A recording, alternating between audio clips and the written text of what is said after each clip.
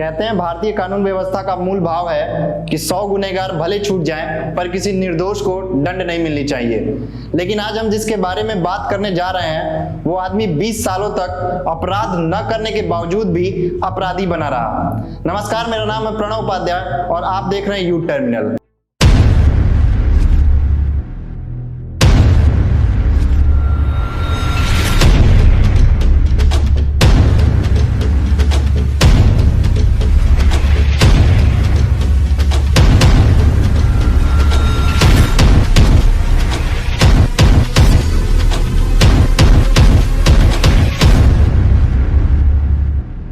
आज हम उसी विष्णु तिवारी की बात करेंगे जिसने वो अपराध किया ही नहीं, जिसकी सजा वो 20 सालों तक जेल के काल कोठरियों में काटता रहा। बात करेंगे उस अपराध की जो उससे कभी हुआ ही नहीं। हमारे देश का कानून इतना अंधा है कि किसी का अपराध भी उसे किसी की जाति से दिखता है और यही विष्णु तिवारी के साथ भी हुआ।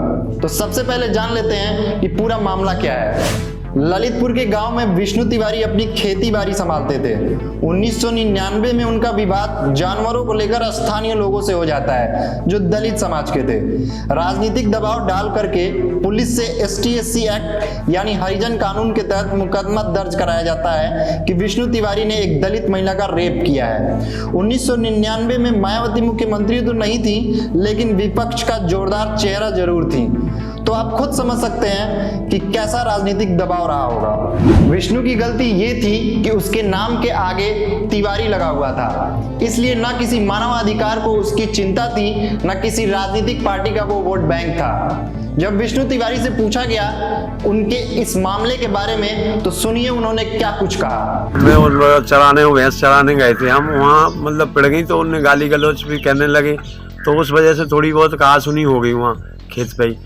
उसके बाद जो इनने मतलब आके गांव में एक ड्रामा बनाया कि इनने हमें मारा और ये हमें मारना चाह रहे, और इनने हमारी बहू पकड़ी और जाके केस ने बना दिया, FIR करी। तो थाने ने इनकी रिपोर्ट नहीं ली क्योंकि वो जानते थे कि एक शिवशंकर कुर्मी जो थे दरोगा, उन पर चार्ज था उस टाइम, तो उनने रिपोर्ट ना लेके तो इनने फिर SP के थ्रू और सीओ जो थे नारायण अखिलेश नारायण, तो उनसे ही मतलब वो करके और हम पे 3 दिन बाद FIR करके और 376 और 504 506 एक्ट के तहत हम पे मुकदमा दायर कराया गया। बात यही खत्म नहीं हुई, बल्कि जब विष्णु तिवारी के पिता ने अपनी बेटे की याद में दम तोड़ दिया तब विष्णु तिवारी को पैरोल तक नहीं मिला ताकि वो अपने पिता के अंतिम संस्कार में शामिल हो सके।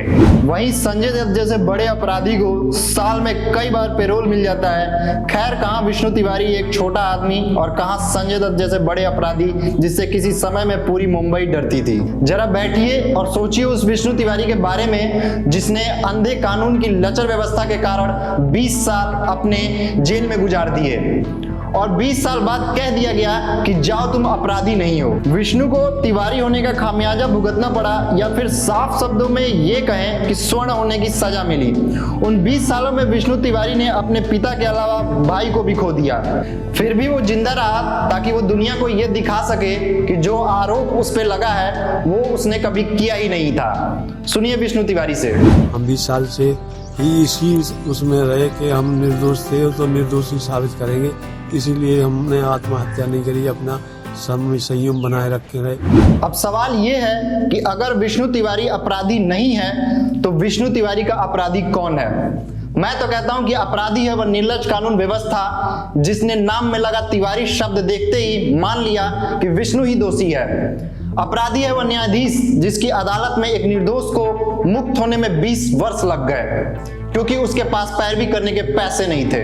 अपराधी हैं वो सारी सरकारें जो 70 वर्षों में भी एक कथित लोकतांत्रिक देश को एक ऐसा न्यायालय नहीं दे सकी जो किसी गरीब को न्याय दे सके। खुद सुप्रीम कोर्ट ने माना है कि देश में ST/SC एक्ट का इस्तेमाल गलत हो रहा है, लेकिन गलत होने के बावजूद भी इस एक्ट से कोई छेड़छाड़ नहीं कर सकता, खुद सुप्रीम कोर्ट भी नहीं, क्योंकि चंद्रशेखर रावण जैसे लोग तुरंत भारत बंद का ऐलान करके देश के कई शहरों को बंद करवा के आग के हवाले कर देंगे। भले इस एक्ट से लाखों विष्णु तिवारी जेल की काल कोठरी में अपने मौत के दिन ही क्यों न गिन रहे हो। विष्णु तिवारी का हश्र देख के कोई शर्मिंदा नहीं होगा, न सरकार और न प्रशासन, क्योंकि किसी को लज्जा नहीं आती।